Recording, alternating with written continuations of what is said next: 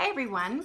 I wanted to do a little video kind of for myself and for people that have asked me. I started making my own coconut yogurt maybe a year ago.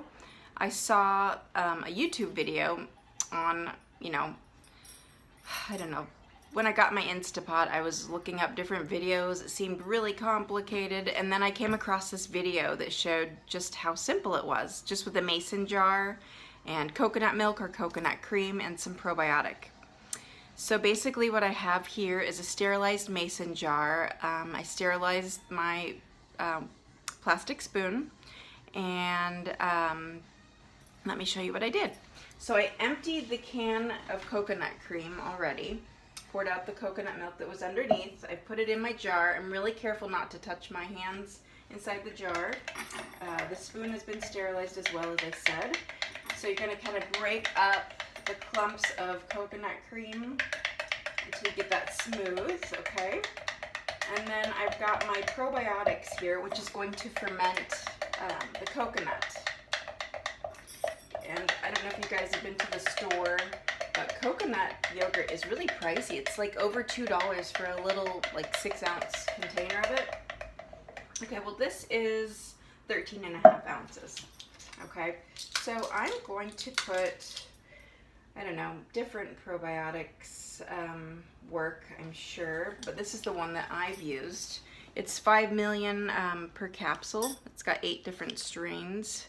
This is the one that I use. I'm going to put 3 in there. This is going to make kind of a thick yogurt, kind of like a Greek yogurt almost. And I'm going to let it sit in the cabinet. I know that sounds kind of weird, right? But it's going to sit in the cabinet for about 3 days, and each day I'm just going to stir it a little bit, of course with a sterilized spoon. We're not going to touch our hands inside there and introduce any bacteria.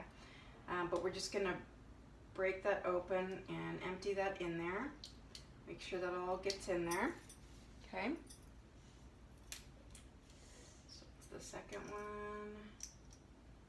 You guys know gut health is where it's at, so I'm really getting into this.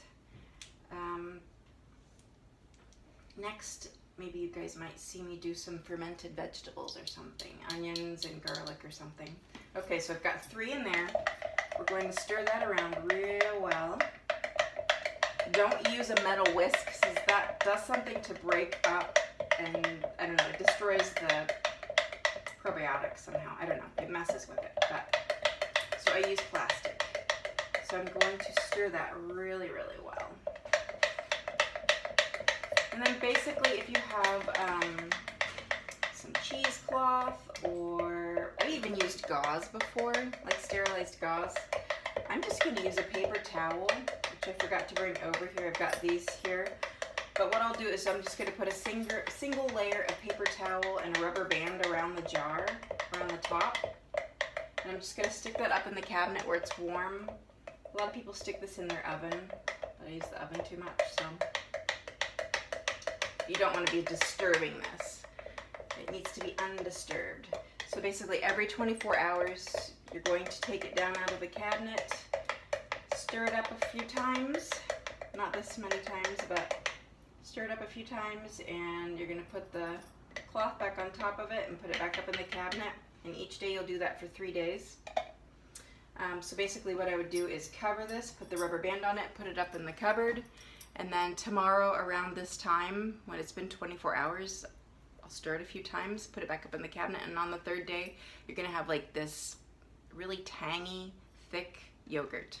You can add blueberries or berries or whatever, but when you're making it, don't add any sugar, because that does something to it. I don't know all the technical things, but just this is the basic recipe, and then after it's all done, you can add your berries to that. But do it like right before you eat it.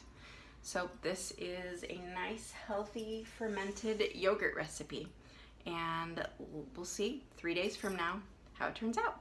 Should be fine. Thank you. Bye.